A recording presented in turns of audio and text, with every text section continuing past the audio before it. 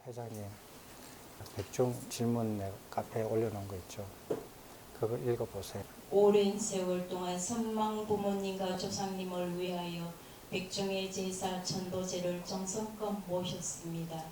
이제 세존의 바른 가르침을 공부하는 부기자님들께 함께 사유해 보시기를 권합니다.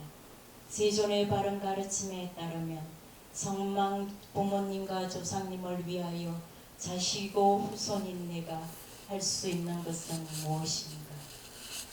네.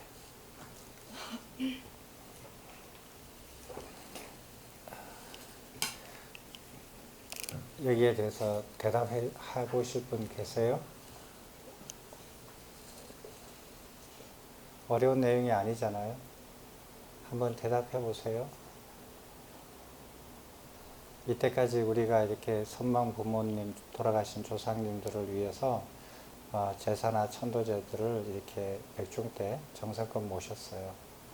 그런데 바른 부처님의 바른 가르침에 의하면은 돌아가신 부모님이나 조상님들을 위해서 후손인 혹은 자식인 내가 할 수 있는 일은 무엇인가 하는 겁니다.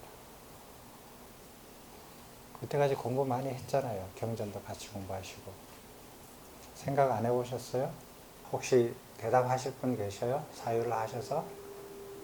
아마 이렇게 제가 일찍 이렇게 그 공지를 올렸으니까 다른 분들하고 토론할 수 있는 시간도 있었을 텐데.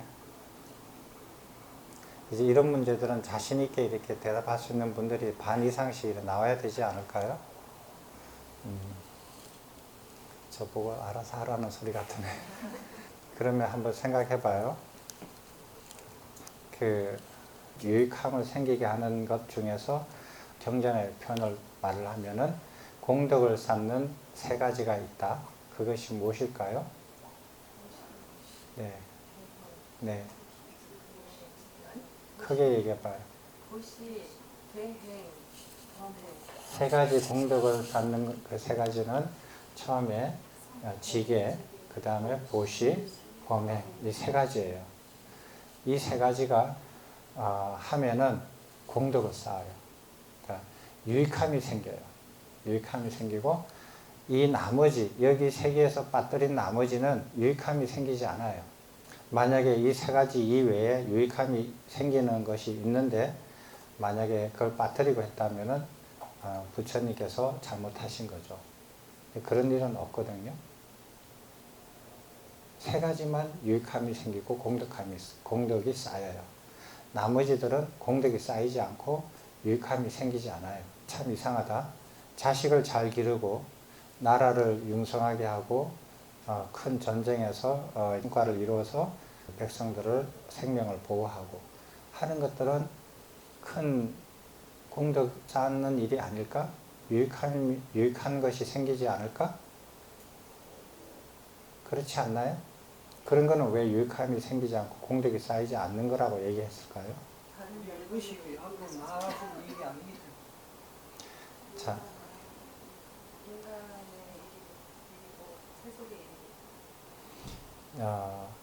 어떤 입장에서 유익함이 생기고 공덕이 쌓이느냐, 어떤 입장에서 봐서 공덕이 쌓이지 않느냐, 그 입장이 다른 거예요.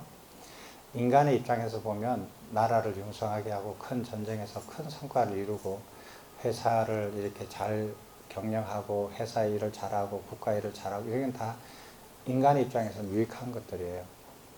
그렇지만은 인간 세상에서 거기서 끝나는 일들이에요. 그 진리의 입장에서 보면 열반으로 나아가서 열반에 이르는 그 길의 입장에서 보면 그건 유익한 게 없어요. 거기에서 유익한 것은 딱 세 가지예요. 지계, 보시, 범행, 이 세 가지예요. 이 세 가지뿐이 없거든요. 근데 우리가 이때까지 그 보시의 바른 이해를 여러 번 거쳐서 아주 상세히 공부를 했어요. 그죠? 보시라는 거는 잘 이해를 하셨죠. 왜 그렇게 해야 되는지, 보시를 하면은 왜 공덕이 쌓이는지, 그건 잘 이해를 하셨을 거예요. 자, 그 다음에 범행에 대해서 바르게 이해를 해서 자기가 그 공덕을 쌓는 범행을 하려고 한다면 어떻게 해야 되는지 그걸 바르게 이해를 해서 자기가 범행을 지어가면은 공덕을 쌓을 수 있어요.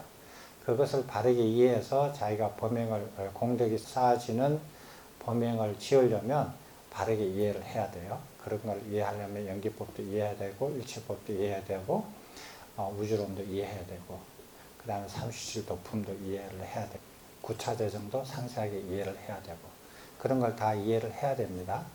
그래야 공덕이 쌓아지는 범행을 해나갈 수 있어요.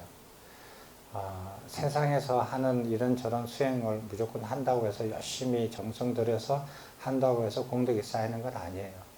어떤 범행을 해야 공덕이 쌓이는지는 자기가 공부를 해서 이해를 해서 해야 돼요. 그건 여러분들이 아마 지금 많은 사람들이 공부하고 있는 과정인 줄 알아요.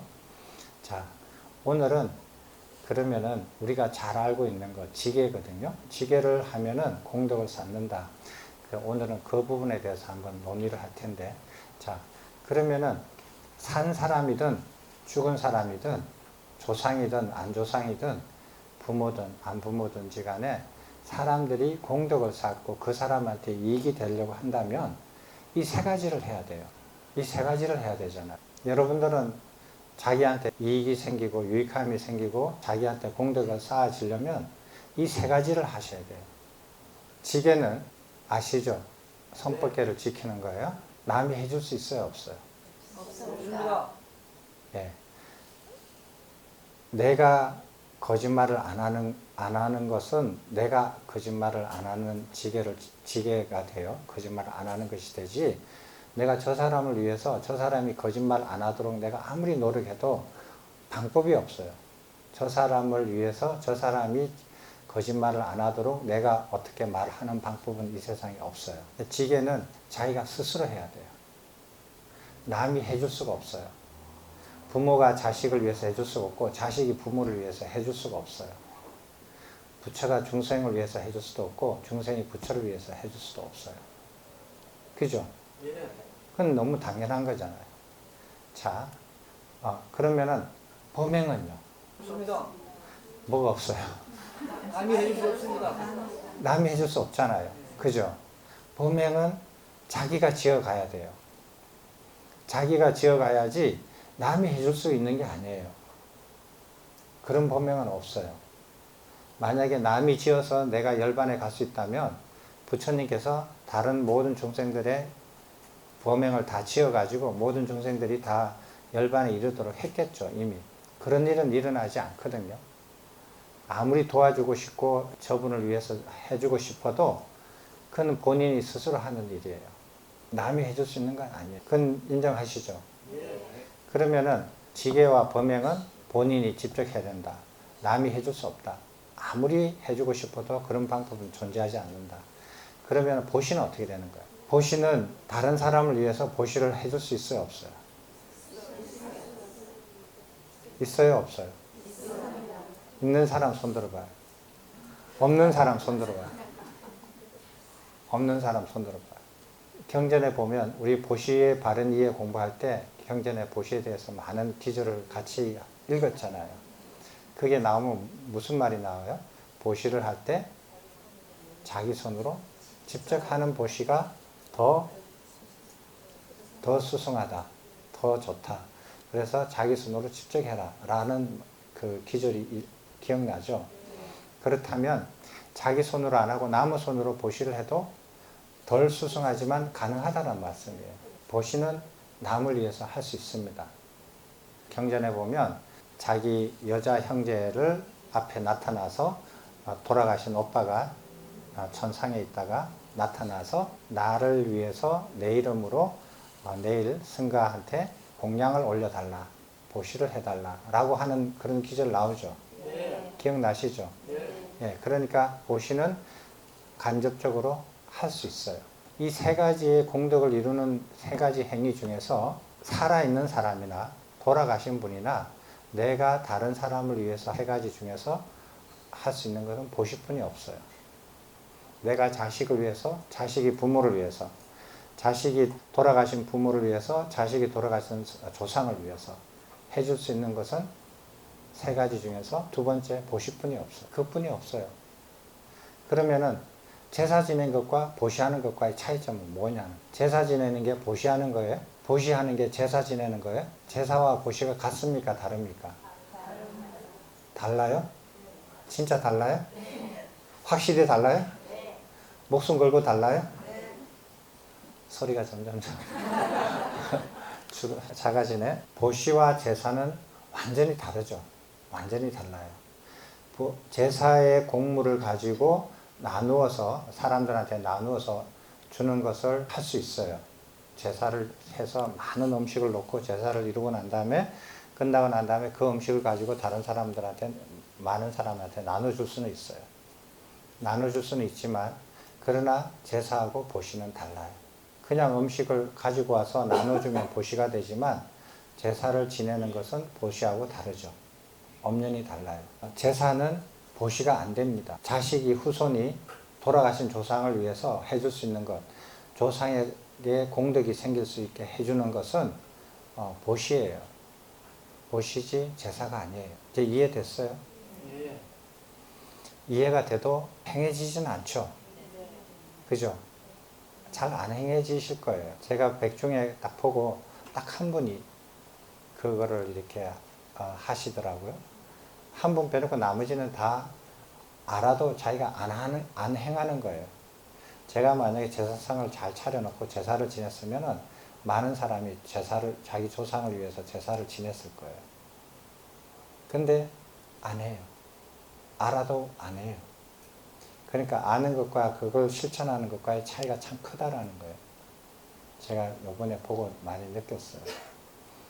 안다고 하더라도 이렇게 자기가 실천할 때까지의 그 힘이 나오지를 못한다. 왜? 바르게 깊이 진짜 이해를 자기 걸로 만들어서 완전하게 이해를 하지 못해서 그래요. 되셨습니까? 내가 부모로서 자식을 위해서 내가 뭐를 해주고 싶다. 그러면은 옷을 사줄 수도 있고 맛있는 음식을 해서 먹일 수도 있고 용돈을 줄 수도 있어요. 그러면은 그 애한테 그게 유익함이 생겨요. 하루를 먹고 살 수 있고 옷을 입고 살 수 있어요. 보살펴 주니까. 그렇지만 걔한테 공덕은 안 생겨요. 그건 다른 문제잖아요. 내가 잘 먹고 잘 산다고 해서 공덕이 생겨요? 그건 다른 문제예요. 공덕이 생기는 것은 이 세 가지예요. 세 가지를 행해야 돼요. 자식이나 혹은 부모나 자기 배우자나 가족들한테 공덕이 생기게끔 자기가 도와주고 싶다면 가족이 이 세 가지 중에 한 가지를 실천하도록 도와주셔야 돼요. 최소한 한 가지 이상. 세 가지 다 하게 하면 더 좋고. 그 외 나머지는 인간의 입장에서 생존에 필요한 이익들이겠죠. 공덕을 쌓게 하는 것은 상관이 없어요. 가족들이 하더라도. 그러면은 그 백중에 대해서 이때까지 지내온 것들과 그 다음에 제가 리카야를 공부하면서 부처님의 바른 가르침에 의해서 그걸 어떻게 이해할 수 있는가에 대해서 한번 질문을 해서 이렇게 얘기해 봤고요.